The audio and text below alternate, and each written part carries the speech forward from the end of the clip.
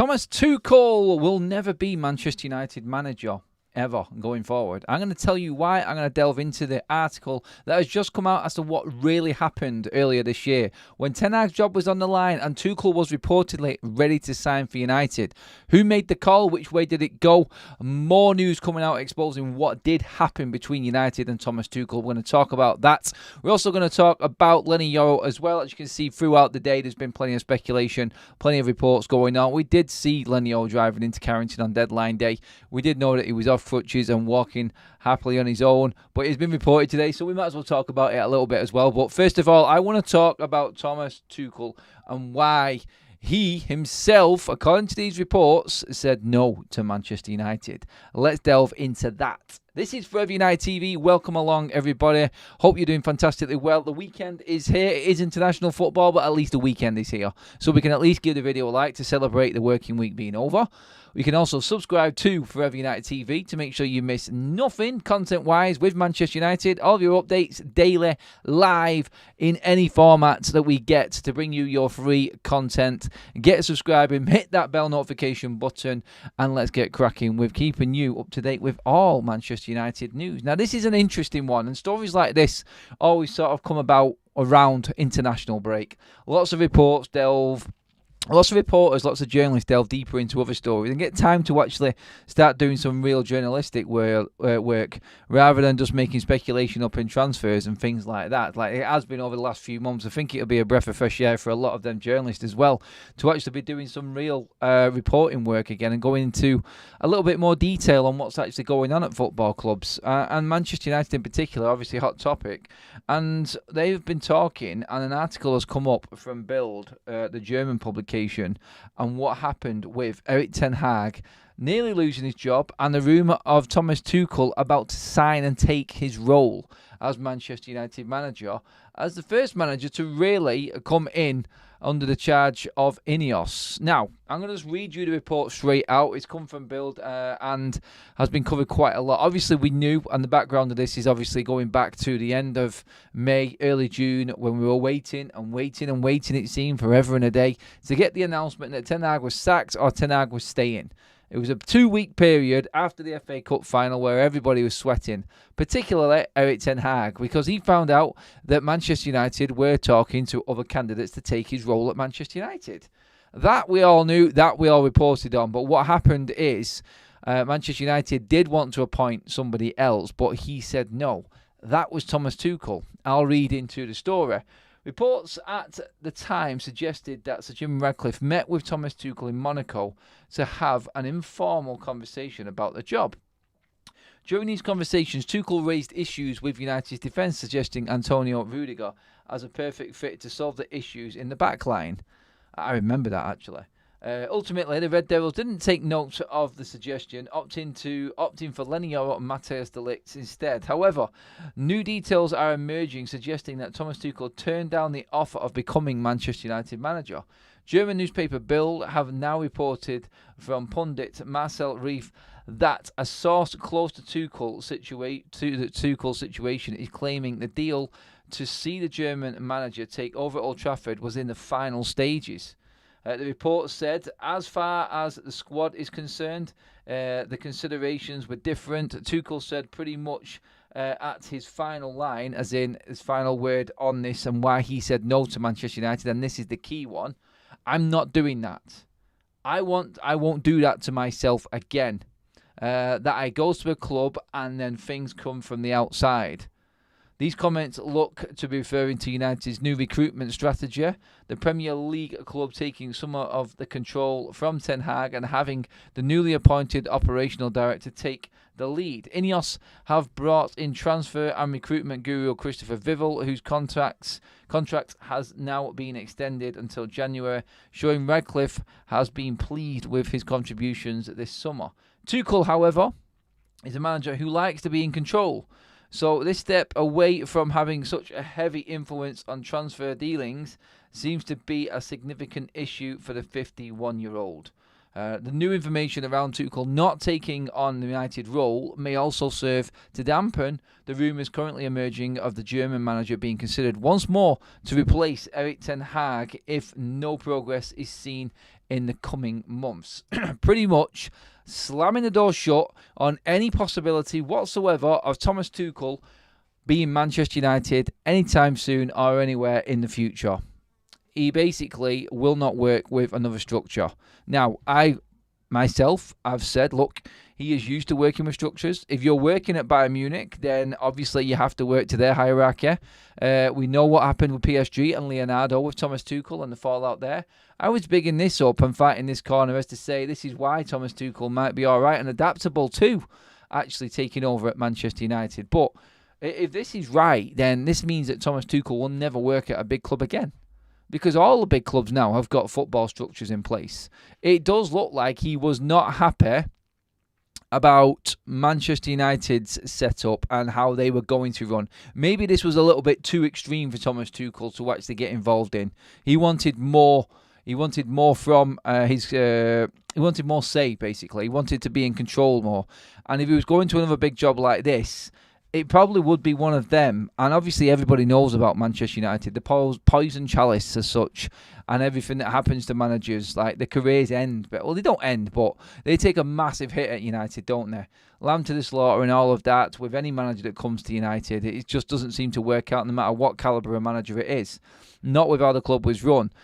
He may have actually worked better if it weren't Ineos taking charge. Tuchel was probably a good Ed Woodward and Murto man, because they would have given him what he wanted. Yeah, he would have spent a stupid amount of money on it and wasted a lot of money as well. But I think he would have worked better then. Right now with Ineos, it does look like he's just saying no. He doesn't want to work under the structure.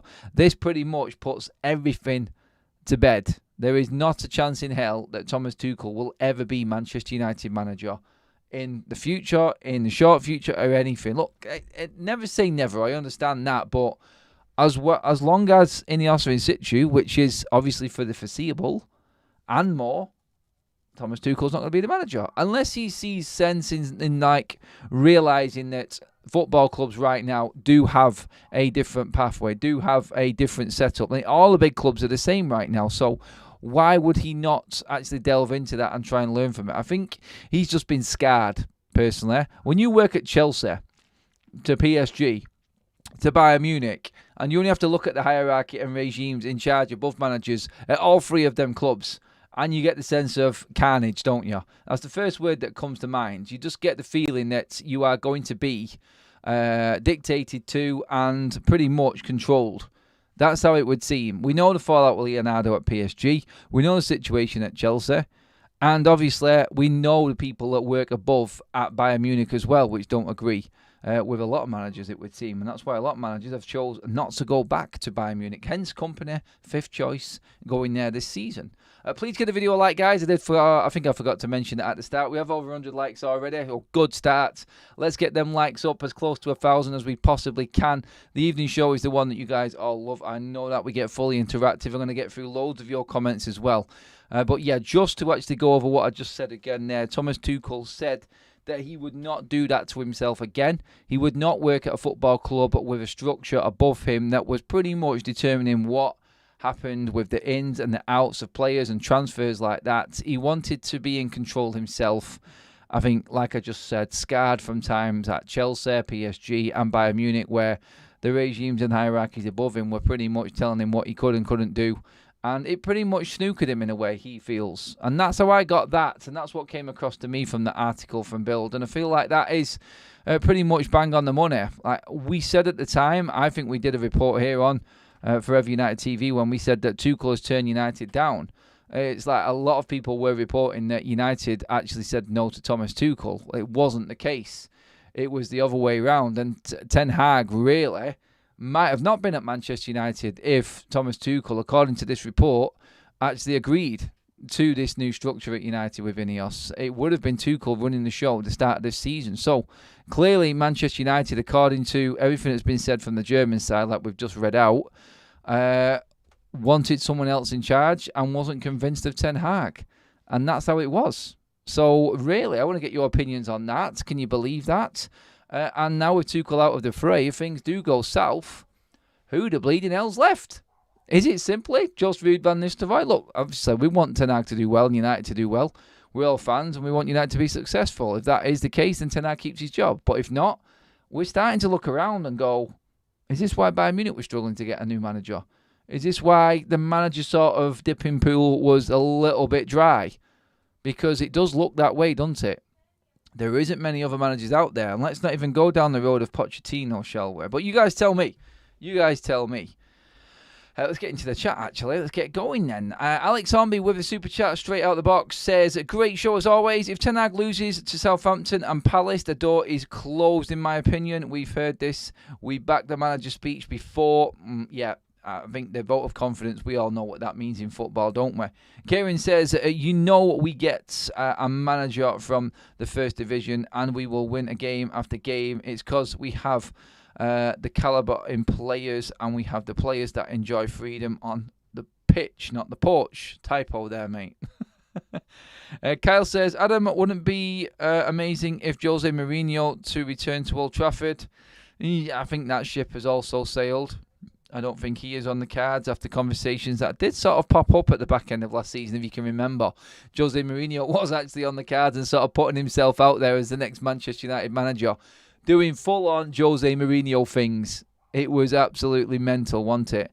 Tuchel is better than Erik Ten Hag for sure, but he can work under Ineos. He can't, according to him. Oh, you mean Ten Hag can? Well, I think he's having to, just to keep his job, and that's pretty damning on its own. Jim Watkins says, we have had quite a few since Sir Alex Ferguson, and all have been let down and not backed. Well, a lot of managers have been backed and given players. They have. And I feel like a lot of managers have been scared to actually come out and say something. Like, they have been backed, money has been spent, but it's been wasted by the people in charge of Manchester United. So the people that the Glazers employed, they're the ones that cocked everything up. Because the money that the Glazers have invested is more than enough. The problem we weren't thinking about football, we were thinking about everything else. And United just wanted to make headlines with their signings. And the people that were running the show were absolutely useless. It's as simple as that. They were useless. Alex says, I think Dortmund ex-manager is a good shout.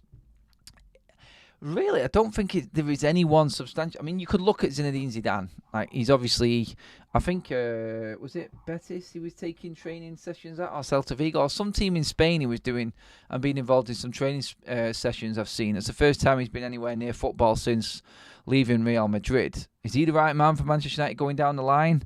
I don't know.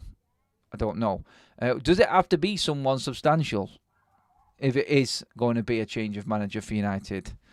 Alex again with a super chat. He just said that with the Dortmund one, sorry. Tony Bond says, the young Brighton manager schooled Erik Ten Hag and has Brighton near the top and playing with a system and good football. Christopher says, United are only big in name now. That's falling very fast. 14th place could easily be 18th place after Southampton's game.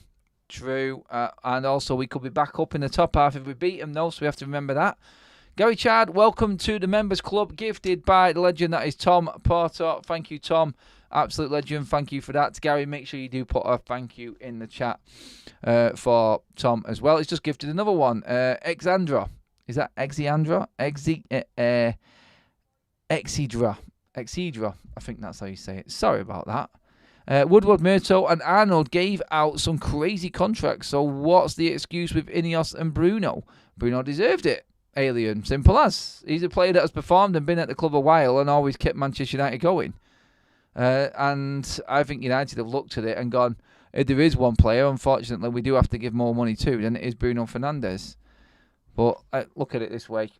I don't think anyone is going to earn any more money than Bruno Fernandes.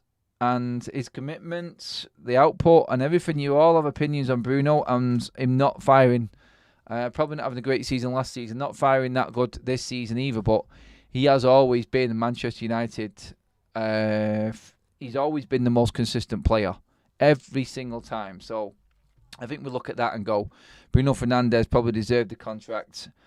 And I think taking money away from other players to pay Bruno Fernandes should be the way that we do it. And with players being sold and contracts being available, I think United will look at that. But I think the fact that he has been at the club for so long and performed every single season, yes, you can bring up personal opinions and what you like football-wise and if Bruno fits in and sometimes he just is a loose cannon. I understand all of that, but you cannot ignore his numbers. You cannot ignore the fact that he runs further than anybody else and is a leader. He is, I feel. Whether or not he should be captain, I don't know. You can lead just by sheer endeavour on the pitch, but still, you've got to just look at it and go, Ineos are making sure that new signings coming in are not the ones that are getting the big deals.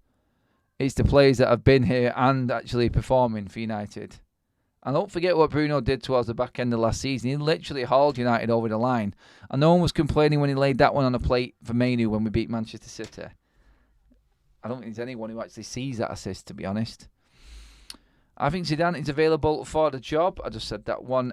Precious says that. You got Rose says, we also need to set up the fact that he is our captain and nobody gets new contracts worth more than what he has. No one ever will get anywhere near Bruno Fernandes now. In fact, anybody new coming in the club, I don't think is going to get more than 200 grand because they're only going to be bringing in younger players and they have to perform to earn the right to actually get that contract again and more money. So I think that's how the model is working. I think Bruno will be the last big contract for me. I think he definitely will, because I think United, like we discussed earlier on when we were talking about Obi Martin, we were discussing everything that Manchester United's new structure is going to bring, which is obviously going to be a worthwhile. What's the word? How can I describe it? It's like a play for what you're worth and paid for what you're worth. So if you actually do perform to the right level and you do get to that mark, you will get more. Performance enhanced, basically, is what we're saying. That's what it should be, and that's what it should have always been, but it's not been. Dashan says, Bruno, if was not a player for United and playing for City or Real Madrid, he will be the most talked about midfielder in the world. Probably. That's why, like we said this morning with Bruno Fernandes, that's why he fits into that Portugal side. People were saying like Bruno only fits in a counter-attacking side. I just said, look, Bruno Fernandes fits into any side for me, as long as the coaching is right. He's not just a counter-attacking player. He clearly fits into that dominating Portuguese possession-based side as well. Joey's in the chat says, Adam, do you think the transfer policy is right? Should we not also go for experienced players? No, it's just not worked for us before, mate. Look at all the examples. Like Zlatan lasted a year. Cavani, did he ever get started? Falcao, let's not even go there. Schweinsteiger, no, thank you. You only have to look down the line of former signings for Manchester United and how they really didn't inspire too much. Like, you can talk about experience and bringing that through, but I look at what Ineos are doing, and I feel like we have got the experience there, and I feel like with Bruno Fernandes there, that's what they mean. By the experience, he knows United inside and out, and has come through Manchester United and gone to this level now. I feel like this is where they're looking, and that's the experience. They're not going to buy experience into United because you're not experienced in United.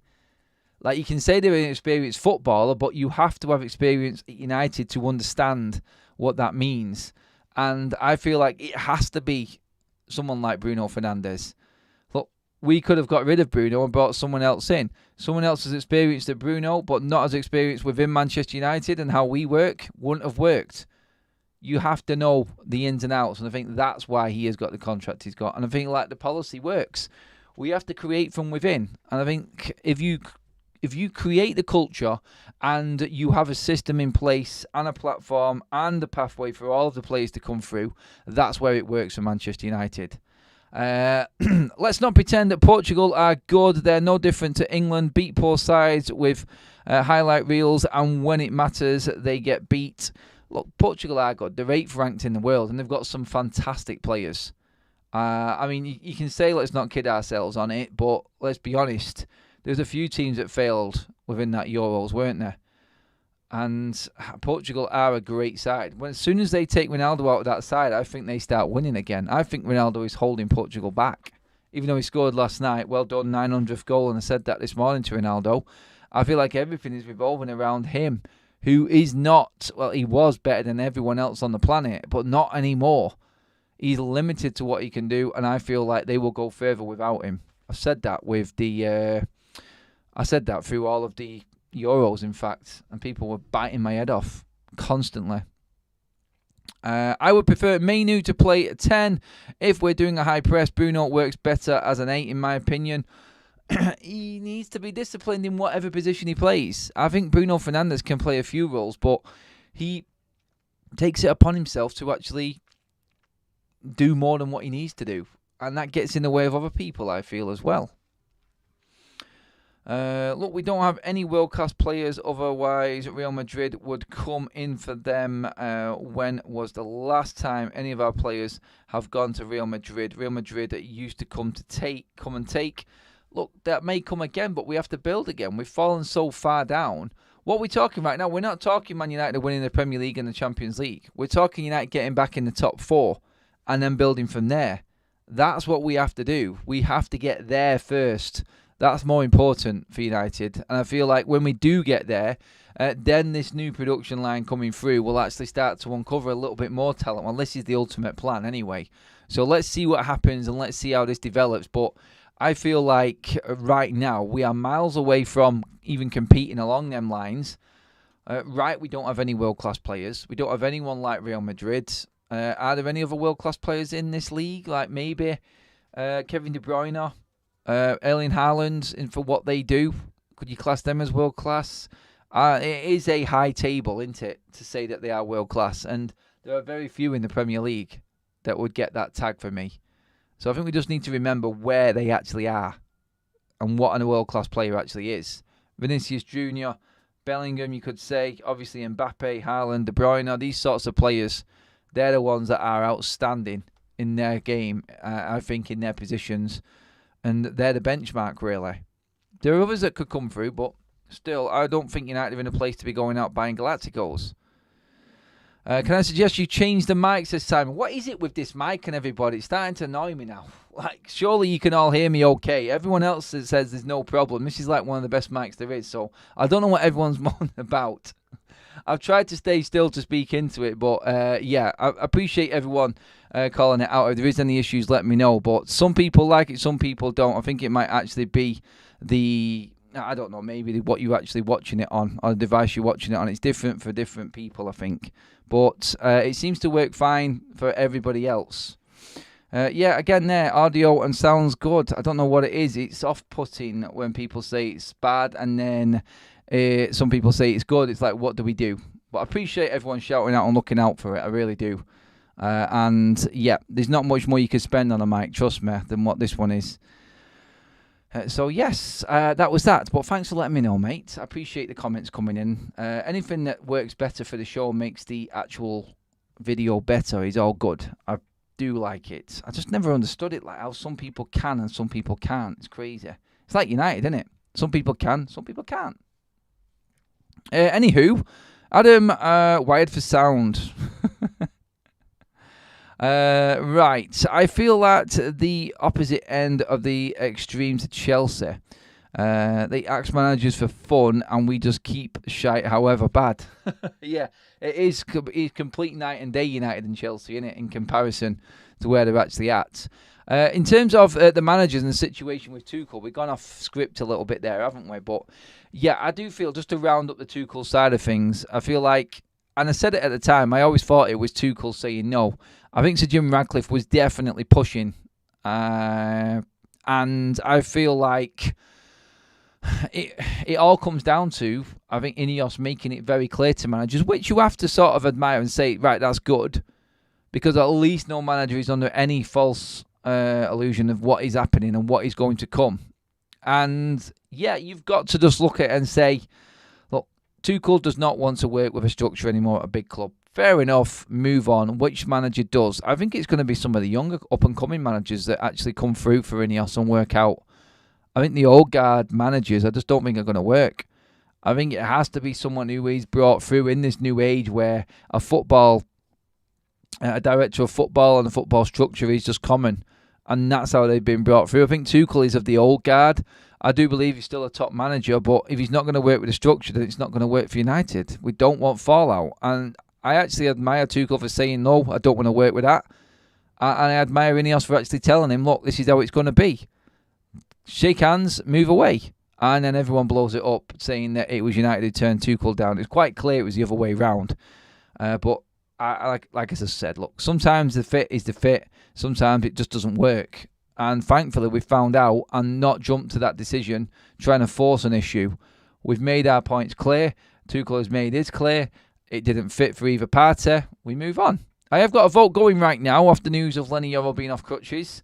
And that is, does Leny Yoro come straight into the side because he's not played yet in the Premier League? 51% of viewers said yes and 49% have said no. Keep voting on that one, everybody. Thank you. Plenty of votes on that already. Over 800 in the room with us, 200 likes. Surely we can get them likes up. People, keep voting as well on the poll and make sure that you have subscribed like many people have. Welcome along, everyone. Hope you are doing fantastically well if you are new to the channel. The mic you use outdoors never does it, by the way. Look, there's some dynamic mics and there's some that are not. There's some mics are built for outside, some mics are built for inside. Sometimes I get a little bit excited and move around a little bit, but everybody wants me to be a Sky presenter in this one. I'll just stay very still and talk to the mic like that and don't move at all and be a bit more monotone and sound like a podcast while bringing the news. That's not me! We don't do it that way on Forever United TV. I do apologise for being a loon. But, hey, I can't be like the other people that are just like... I just get too excited when I talk. And I do talk with my hands quite a lot as well. A lot of people have picked that up, especially when we're outside anyway. That's one thing that definitely happens, and I know about that. And everybody has pulled me on that as well. Peter in the chat says, Adam, I think it may take another season before we are running with the big team. Before we're running with the big teams, some typos on YouTube. I think it's YouTube that does it to people, you know. Like, not everybody cannot be typoing. Like, I'm bad for typos, but YouTube don't half shaft people in the chat, honestly. Before we're running with the big teams, which we are in name only, so let's see. I agree with that. That's freaking me out, Adam. The death stare. Sorry.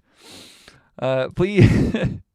Yep. Had loads of talks with him to be his second. I'm not sure what that is. I don't know what that is, Christopher. Sorry, mate. You might have been talking to someone else.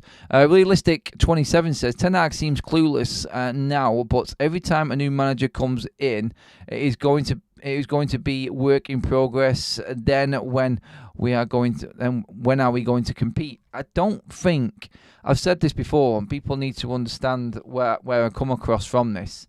It's not wrong in people thinking that it's going to be a work in progress and you're concerned that it's just going to be starting all over again with a new manager. It is different now. It's different because of the structure. Ineos are building something that any manager can walk into. That is a philosophy. That is a style of play, a culture. That is what they want to have in place. So any manager who comes in is recruited by them, is vetted out by them, make sure that they have got the attributes, make sure that they are going to play this way. Like Real Madrid, they hire managers that play their way. Barcelona, their way. Ajax, their way. All of the big clubs have a way of playing. Manchester United have lost there and identify it, and that's what Ineos' biggest task and biggest job is to do at the club. And the manager coming in will have to make sure he's ready to work this way. They're going to get the players for the manager, and I think they cannot wait for Ten Hag to go so they can make their fresh start. I know people are going to say you're just having a go at Ten Hag again on this, but I do believe that Ineos will be able to be more effective with a manager that they can actually bring in themselves. I think it will be a young, up-and-coming manager next, and they will be told what is what they have to do, basically be a head coach. I think that's what a football structure is in place for. And by the way, guys, Martial has finally found a club. Flamengo. Says everything you need to know about Anthony Martial. I'm not going to say any more. You make your own minds up about that. But it does look like he has finally found a bleeding club. My God, that guy. That's one thing we've got to look at. Graham does like Adoni Areola. I like Areola. He schooled Ten Hag a couple of times. When he came to Old Trafford, that was one of the best performances I'd seen of a team coming to Old Trafford and taking our pants down and slapping us a couple of times and saying, you're not big anymore. That doesn't sound right, actually, with the way I said that one. But, but you know what I mean, where we're going with it. It's an awkward one, I feel, when you look at managers coming to Old Trafford nowadays with smaller clubs and schooling our manager. And you just feel like that is more of the writing is on the wall for Ten Hag. It cannot keep happening. You cannot keep being embarrassed like Arne Slot coming in, completely bossing us on our own backyard again. Like we've thought we could. The main thing that I thought going into the season is let's be difficult, and no one comes to Old Trafford and gets an easy ride. Second game in, bang, -2 goal difference for 2 games at Old Trafford, a humiliating defeat to Liverpool, and a scrappy 1-0 win against Fulham. It's like nothing has changed, and that was the overriding feeling. Managers coming to Old Trafford and schooling us and embarrassing us. That's what cannot happen anymore. We cannot let that be the way going forward. And I think the biggest fear with a lot of United fans is that's how the season has started off again. It really has. So, yeah, I honestly feel like United right now, I don't know what Ten Hag is going to do. I don't know. Maybe we can try and get out. I mean, it's like I am KKK there says get Nagelsmann in. Be a big job taking him away from that Germany job. It really will. But we'll see. Anything can happen. And Ten Hag is still the manager right now. The only manager I would pick would be Premier League winners like Klopp or Pep, Liverpool and City. Never happening. Anyone who thinks Xabi Alonso, Pep Guardiola, Jurgen Klopp are ever going to be manager at Manchester United need to have another quick check as to what the rules are within management and them rivalry clubs, them clubs that are rivals. It will never happen. It will never happen. Trust me on that one. And I think every United fan knows it as well. Klopp has already come out and said he will never come back and manage in England again. Pep will never go to the other side of Manchester. And Alonso is a Liverpool legend. He will not come to Manchester United. It's as simple as that. So, yeah, that's where we're at. Sterling Archie says, why do you think Man United deserve to win against Liverpool? We didn't say that. Do we have good players like Liverpool? Are we top 3 of the Premier League? What is this? Is that supposed to say deluded expectation Man United have? There's nothing deluded about it at all, mate. I don't know what you're talking about. Sorry. Because United were unbeaten against Liverpool last season. And we're at Old Trafford, second game of the season. We should really be competing better with Liverpool. There's no high expectations there at all. Any given day, United can win a game against anybody. We did it against Liverpool and City last season, so I don't know why you would say that, mate. Sorry. Bit of a strange one. Adam Christopher's chat was in response to something I wrote about Roberto. That's fine. No problem, Graham. Thanks for clearing that up, buddy. Eric Ten Hag, former gymnast, ice skater, ballet dancer. I mean, what the earth. No wonder he always picks prima donna Rashford. Jim Watkins says, big up to you. Oh, that was Stephanie. Sorry, thank you. Butting into someone else's conversation again. Make sure you give the video a like, guys. We're creeping up to the 300 mark. I want more likes on the video. Please get onto them, everybody. I know international football is a bloody pain in the ass, but I've said it before. The beauty of this international break is that we have got players that are injured that are getting recovery time and could be using this time while everyone's away playing international duty to, let's just say, fast track or put the pedal to the metal in terms of recovery and a little bit extra time on the treatment table and getting ready in the gym and on the training ground while everybody else is away and United are not playing games is always great. Leny Yoro is one of them players. He is now in the gym, people. As reported today, Stephen Railsford from the MEN has been all over this today, talking about him being off crutches. I think everybody knew he was off crutches 2 weeks ago, near enough, or just over a week ago.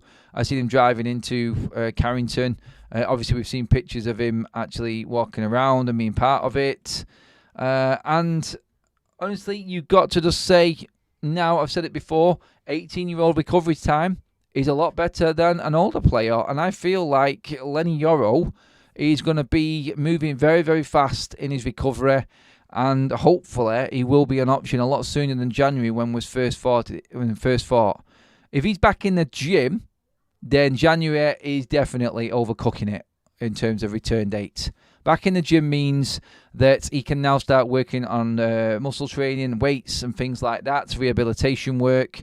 It's obviously going to take a couple of weeks before he goes back out on the pitch. And don't expect to see him either. I don't think you'll see him in October, pushing November. I think it's going to be December when you start seeing Leny Yoro with that injury and what. I mean, I don't know actually. Like an 18-year-old, like, honestly, the recovery recovery times of young people is completely different, as we all know. But I think maybe back end of November, I think, is probably the earliest. You don't know. Like, we've got 2 more international breaks. So he's not, I say what's missing there. Like, 2 more international breaks is another 4 weeks without playing. So maybe we can see Leny Yoro for a few more games than what we thought before the new year is in. Maybe. And I say maybe. It's not hopeful. But the fact that he's in the gym and he's now training, that is definite positives for Manchester United. The poll, again, though, not many people are having it. It looks like everybody is happy with Matthias de Ligt and Leacher at the back. And, yeah, I just feel like there's no need to rush Leny Yoro back.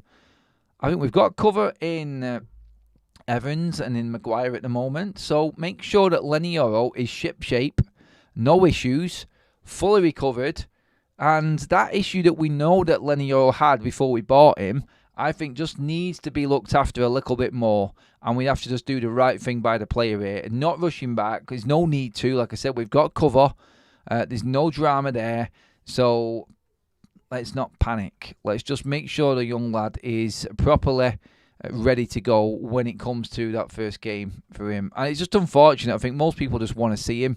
The star signing of the summer, obviously the most expensive signing of the summer. Everyone wants to see him in. A lot of people will ask the questions going off what Dan Ashworth said and what the reports coming out, what we talked about from Jamie Jackson of The Guardian the other day in relation to Manchester United's hierarchy wanting to see the new players integrated in before they sort of make any sort of judgment on Ten Hag being the manager at Manchester United. So are people actually thinking, well, we're going to have to wait for Leny Yoro, so Ten Hag is going to be still in a job come November time? I don't see that. Like, results are everything for United, like I've said before. And if United are doing shit on the pitch, that button is going to be pressed. That big red button, that eject button, that will be pressed if Ten Hag is underperforming. Welsh Red, I like the message you sent in the comment the other day regarding seeing us here for the game against Spurs, I think it was. But I told you, don't swear in the chat. We're not going to mention that man's name. So we're having none of it. You all know who that is. You all know who's banned on this show. Goldstone Ghost says, Yoro, 18 years old and about to get dropped into the Lions' den. That is the EPL, English Premier League, in a team that currently is struggling. We can big it up to be as sort of negative looking as we want, and I understand it. It was like Mainu coming in last year and being the saviour. Garnacho the year before, the saviour. Like these young players coming into United. It's not fair on them. They have to sink or swim in a very, very choppy sea, don't they? And I feel like Leny Yoro, I think having had that experience at the level he did over in France in Ligue 1 with Lille, I feel like that will put him in good stead. And he's coming in hopefully to a more settled side. Like hopefully the storm has calmed a little bit at least by the time he comes in. So it is a bit easier to adapt to what is actually happening and the system in place. I don't think Ten Hag's going to rush him back even when he's fit. I think he likes the look of De Ligt and Martinez. I think that will be Manchester United's go-to. At Leny Yoro, I feel will come in. He will have to impress, obviously. And when he does, I think he will get that permanent place. I don't expect him to have it nailed down anytime soon this calendar year, though. Maybe towards the back end of the year. We'll see how De Ligt performs. Maybe Yoro takes his chance and his mainstay down alongside Leacher. And the only one thing is a certainty in this defence. And we are looking more settled. But there's only one player that holds his position down as it is. And that's Leacher. And he hasn't been great this season either so far for United. So you've got Leacher. Because then you've got Luke Shaw, Malacia, Dalot. There's plenty of options on the left. I think when everyone's fit, maybe Shaw and Leacher are your surefires. But then you've got to decide between De Ligt and Yoro. on the right-hand side of the centre-back next to Leachart. And you've got, obviously, Dendelo and Mazraoui on the right. I've said this all along. When we looked at Luke Shaw the other day coming back, does he come straight back in the side? And who do we drop for Luke Shaw if he does come straight back in? Is it a case that Dello just drops straight out and doesn't move back across to right and Mazraoui stays there? I think the start that Mazraoui has had, he has to stay in the side. Let's get some more chats in. Tony Bond, by the time Yoro is ready to play, Erik ten Hag will be gone. I didn't want to say it. I didn't want to be the one that said it, so at least everyone can see that this clip, what will probably go around, is me reading out a comment. Thanks, Tony. Shiva says, hi Adam, is Leny a mistake like Mason? We brought him knowing he is injury prone. Well, not injury prone because he's 18 and you need to have a history of being injured to be prone to injury. He had a metatarsal injury, which is good because that is a bone and a fracture and that will obviously heal and heal stronger. It's the muscle injuries and the joints and like Højlund's back injury is more of a concern for me. I know all about back injuries. Look, I'd rather have a broken bone than any sort of ligament or muscle issue. Honestly, I think it sounds worse, doesn't it? Breaking a bone than anything else, but you can recover better from broken bones. Unless it's actually a horrendous break like Luke Shaw has struggled with. Well, Luke Shaw's problems haven't been bones recently anyway. It's hamstring and calf. Muscles are always the killers. They're the ones that keep players out longer. And ligaments, obviously. So, no, I'm not too concerned about Leny Yoro and the metatarsal. I'm really not. We should have learnt from that with Wayne Rooney and David Beckham. Speaking of which, I will be there tomorrow at Old Trafford for the Legends game. If anyone is about, give us a shout. A poet, and we didn't know it. Making that one rhyme there. But, yeah, if you are at the Legends game, give us a shout. I am going to be in the press box, though, tomorrow. So I'm hoping to try and get hold of a couple of legends, and there are some big names there. I would love to have a word with Wazza, but I don't know if that's going to be possible. Anyone who is working in football usually gets ushered through, so we'll see. Some other big names, though, that I'd love to try and get a little bit of a chat with and get their opinions on some certain things. We'll see how restricted we are and what we can get, but I will get as much footage over to you guys as possible, so make sure you tuned in for tomorrow. That is your special content in the middle of the international break tomorrow. Do you think Mazraoui is better than Dello? Jury is out. I don't know. He's not played long enough for me to decide yet. Off the start of the season, I would keep Mazraoui in because I don't think he's really put a foot wrong yet. So I would always keep Mazraoui over Dello for the time being.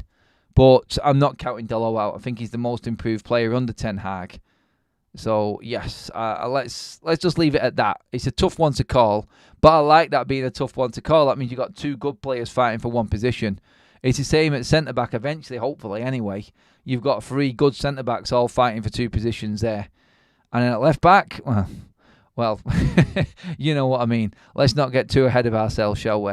Too much football for Erasmus last season. Never subbed for United and the Euros, says Story Sorry. Ghost on goals, Graham Wild. Oh, Graham, you're in trouble here. That does not include building the Amex and the elite level training facilities. Shoreham. Yeah, you're into all sorts of different conversations there, guys. Keep it up. I'm enjoying watching it as well. As the universe so, it generally bothers me that manufactured City are better than United. The standards at United are so low. True, they are. Almost at 300 likes, guys. Well, live. That is phenomenal for the numbers we've got in. So please get that in. Over 900 in the room. Pushing out the late show. I said at the start, we always carry on the content. Even though it's international break and not many people are talking about United, it's always going to be here on Forever United TV. So if you want your fix and you want to be taken away from boring international duty and pointless games, then make sure you've hit that subscribe button. Make sure you've liked the video and make sure you've got your bell notifications on. And if you really want to be a legend, you might as well share the video as well. Love it. Adam, McKenna, if he keeps Ipswich up, looks like an Ineos manager all day long. Rude interim, McKenna in the season? We'll see. We will see. 300 likes in the bag as well, guys. Thank you. Love that. Would you rather Erik ten Hag lose his next two games and get the sack or win the next two and carry on the shit show? Let's do a poll. I'm not doing a poll on that. I know what you're saying, Dill. I never want Manchester United to lose. I'll always stand by that. And I want Ten Hag to succeed. I do. I think every United fan needs to think that way. We want him to succeed. Look, he's never going to convince me that he's the right manager to take me where I want to go. I've always said that, and I've always stood by that. But I'll never want him to lose a game. I want to win every single game under Ten Hag. If I'm being honest, hand on heart, do I think he's ever going to do that? No, of course he's not. He's not good enough. But I'm always here to be proved wrong. And that's what I'll always say. Look, go get it done. Go show everyone that you are that manager. I can't see it. I can't see it. Sorry. It's just the way that things have gone down and the way that he uses excuses always riled me. Super chat in from Tom Porter. You've smashed it tonight, Tom. Absolute legend. Buzzing to see Berbatov and Rooney tomorrow. That is a good combo, Tom. That is one I love. That takes me back to Manchester United glory days, that one. I still remember that game when United were 2-0 down to Spurs at half-time. And Fergie put a front four of Ronaldo, Rooney, Berbatov and Tevez up front. And we scored 5 goals and blew Tottenham apart. Oh, God, bring back them days. I still remember back way when in early 2000s when we were 3-0 down against Spurs. And second half we won 5-3. Oh, that's when we had, what was it up front then? Cole, Van Nistelrooy, Solskjaer. Oh, my God. Like, bring it back. Like, seriously. But yeah, thank you to all the super chatters as well tonight. Alex has done a couple. Tom has donated a couple of memberships and super chatted as well. Love that. Legends, the pair of you. Everyone who donates to the channel on the lives is always a legend. We've had over 1,000 votes on the poll. Thank you, everyone. Which was, does Leny Yoro come straight back into the side? Or straight into the side. I keep saying back into the side. He's not played yet. 51% of you have said yes. 49 no. Obviously, I'll end that one there. I think that one is always going to be a close one. I don't think he's coming straight back in. I don't. Let's just see. John Mel says, thanks, be on the football gods. Retread. Tuchel said no.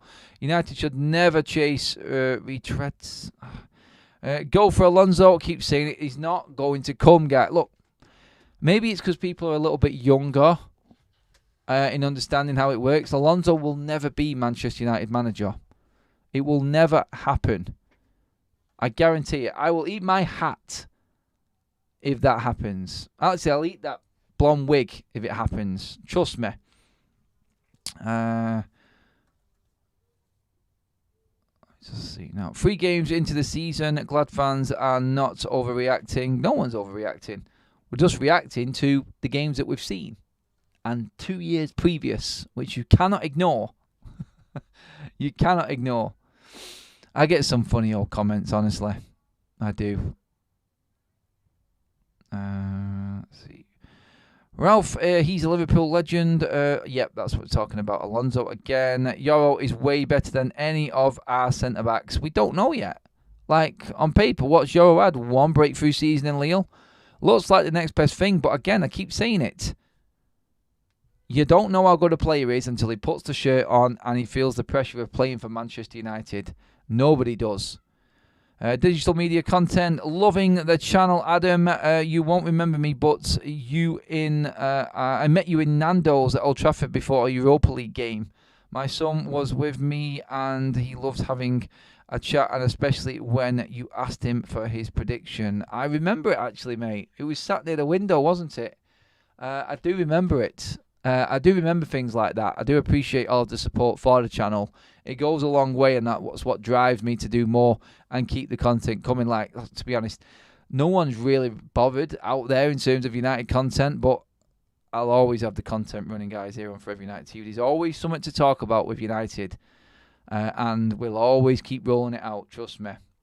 It is Friday night, and we should be celebrating it. It's weekend. And we have got a game at Old Trafford tomorrow. Yes. Let's just see what else we've got before we finish up. Yeah, I think that'll probably pretty much do us, everyone. Absolutely brilliant show. Loved that. Great show again. And well over 300 live likes as well. Loving the contributions, everyone. The chat was banging. I did get a little bit of some of your comments and conversations going on as well, and that's what I love, because we like to build the community here on Forever United TV. So it's not just about the show, it's about people having that regular opportunity to chat with other fans and get involved, not just in what I'm saying, but what their own sub little conversations can be going on off the topics that we're talking about. And that's what a fan channel should be and will always be here on Forever United TV. Jonathan, who is always there, I'll give that comment a go just before we finish. When we have all our fit centre-backs, do you think Eric Ten Hag could push one of them into centre midfield, Sir Alex style? No, because he's never going to be near Sir Alex style. First of all, you need to be in a winning, comfortable team to actually start messing around with players, I think, Jonathan. So I would never even risk it. Some people have said Lindelof. Some people have said Martinez. No, and no. Play the players that have been bought for that position. Play the players that belong in that position. Round pegs, round holes. Too many years now. I feel like this is the one time that it's going to stop. The Legends game is tomorrow. It's on MUTV, Paula. Yeah, that's what I think. It's going to stop under Ineos. The round pegs in square holes scenario is going to stop at United once Ineos get to grips with everything. But yeah, that is it. I am finishing it there, everyone. Thank you so much. As always, all of the super chatters, all of the new members, the new subscribers as well. Welcome. As you can see, we are getting closer to 60k. Not far away now. Please do hit the subscribe button. Make sure that you've hit that bell notification button next to it to be part of this journey with us. And give the video a like on the way out. And I'll see you all tomorrow morning. Maybe I'll have a little dive through the papers again. Early doors tomorrow, 8 o'clock. Oh, no, it's not. That's Sunday, isn't it? I'm way ahead of myself here. God, I'm thinking that it's bleeding Saturday. It's not. Tomorrow we've got the early show. And then we've got all the content coming from Old Trafford from the Legends game. So stay tuned for that. A different day for you guys all tomorrow. Cheers, everyone.